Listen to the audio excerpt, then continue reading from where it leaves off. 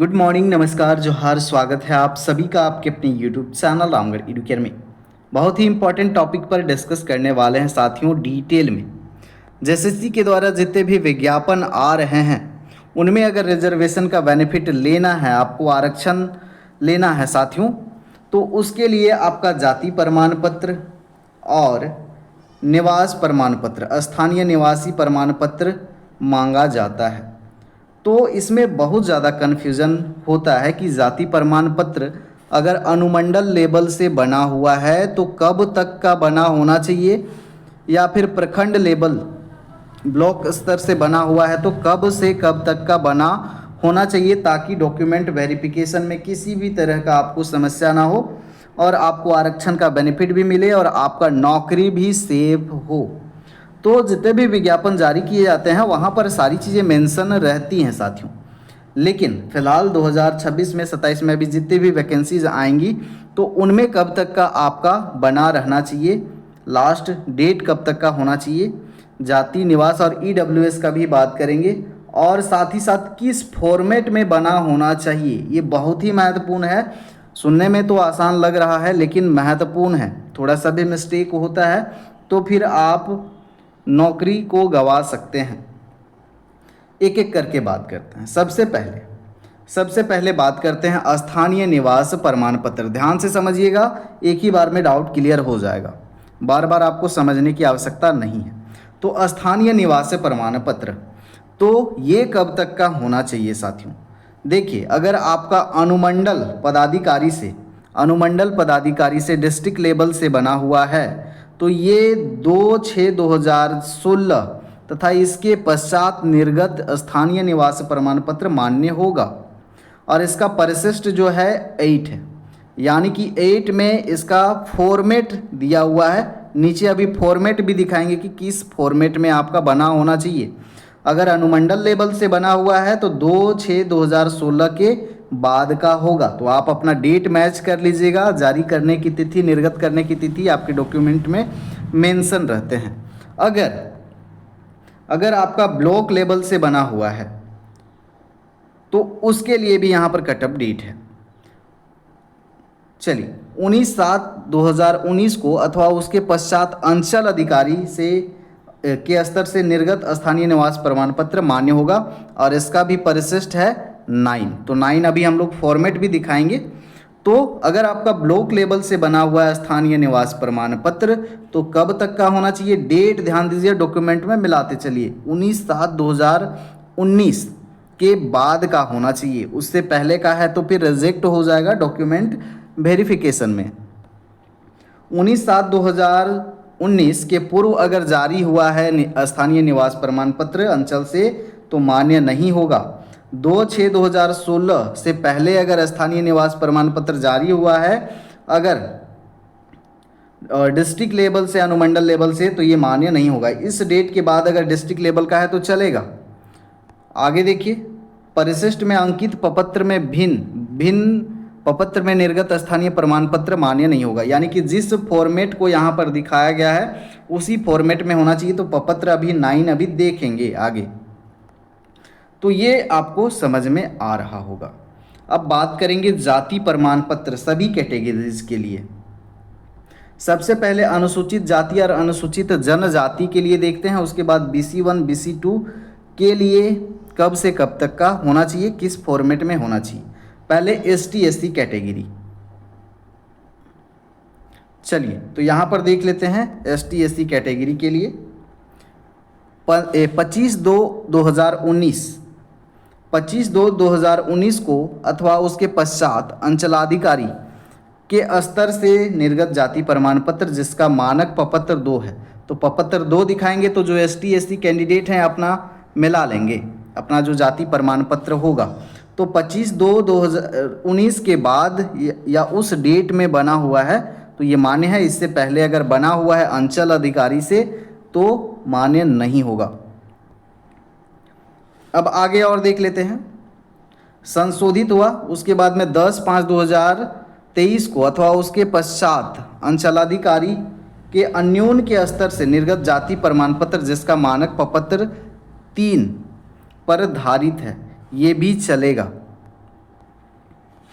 उसके बाद में BC1 का देख लीजिए और BC2 का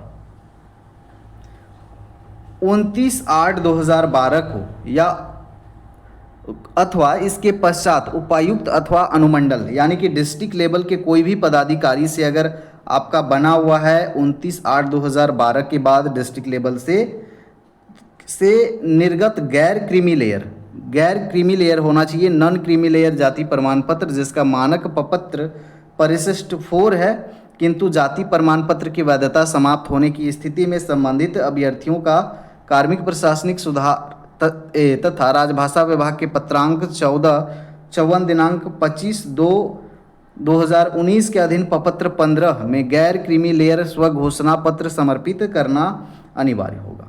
तो इस डेट के बाद अगर बना हुआ है अनुमंडल लेवल पे तो चलेगा, लेकिन इसके साथ डॉक्यूमेंट वेरिफिकेशन में आपको जो गैर क्रीमी लेयर अगर आपका एक्सपायर हो गया है तो गैर क्रीमी लेयर का जो स्व घोषणा प्रपत्र है ये आपको डॉक्यूमेंट वेरिफिकेशन में भर के जाना होगा, तब ये आपका एक्सेप्ट हो सकता है। अब आगे बात कर लेते हैं 25/2/2019 के आलोक में दिनांक 25/2/2019 को अथवा उसके पश्चात अंचल से यानी कि ब्लॉक लेवल से, तो दो लेवल से बनता है। तो अभी तो हमने डिस्ट्रिक्ट लेवल का बात कर दिया और BC1 और BC2 का। अगर ब्लॉक लेवल से बना है आपका डॉक्यूमेंट तो 25/2/2019 के बाद में अगर बना हुआ है तो ये चलेगा और इसका फॉर्मेट देखने को मिलेगा हमको 6 में, प्रपत्र परिशिष्ट 6 में नोटिफिकेशन में अभी है, तो इसको भी आप लोग अभी देखिएगा। तो दोनों मेंशन कर दे रहे हैं। अब जो EWS हैं इनका जो परिशिष्ट होगा, इनका जो फॉर्मेट होगा 7 नंबर में है। उपायुक्त अनुमंडल पदाधिकारी अंचलाधिकारी से अगर जारी किया गया है संपत्ति प्रमाण पत्र तो चलेगा बिल्कुल। अब यहाँ देखिए 25/2/2019 के पूर्व अंचलाधिकारी के स्तर से निर्गत अथवा परिशिष्ट में अंकित प्रपत्र से भिन्न प्रपत्र में अंचलाधिकारी के स्तर से निर्गत जाति प्रमाण पत्र आय एवं संपत्ति प्रमाण पत्र मान्य नहीं है। अगर जाति प्रमाण पत्र आय प्रमाण पत्र ब्लॉक लेवल से बना है और 25/2/2019 के पहले बना है ब्लॉक लेवल से तो ये एक्सेप्ट नहीं है, ये नहीं माना जाएगा। उसके बाद में देखिए जो अंकित परिशिष्ट और प्रपत्र है उससे अगर डिफरेंट आपका फॉर्मेट होता है जाति प्रमाण पत्र आय या संपत्ति प्रमाण पत्र तो वो भी एक्सेप्ट नहीं किया जाएगा डॉक्यूमेंट वेरिफिकेशन में। अब ये स्टेट लेवल का वैकेंसी है, स्टेट लेवल का वैकेंसी है और अगर आप सेंट्रल लेवल का बना लेते हैं OBC candidate, OBC certificate, caste अलग होता है जिसमें आपका अलग बनता है जाति प्रमाण पत्र, लेकिन सेंट्रल लेवल के लिए OBC बनता है आपका, तो ये जो है मान्य नहीं होगा BC1 BC2 के लिए। तो अगर स्टेट लेवल का आप फॉर्म भर रहे हैं तो जाति प्रमाण पत्र ही निर्गत करवाएंगे, वो भी नॉन क्रीमी लेयर होना चाहिए, इस बात का आप ध्यान रखेंगे। तो जाति और आय। अब हमने परिशिष्ट का बात किया था और फॉर्मेट का बात किया था जाति प्रमाण पत्र के लिए। तो जाति प्रमाण पत्र जिनका परिशिष्ट 1 था उनका जाति प्रमाण पत्र इस फॉर्मेट में आपका होना चाहिए, तो ये मान्य होगा। दूसरा परिशिष्ट जिनका था ये भी अपना मैच कर लेंगे, जैसे ST और SC कैटेगरी के कैंडिडेट के लिए जाति प्रमाण पत्र का ये फॉर्मेट आपका होना चाहिए।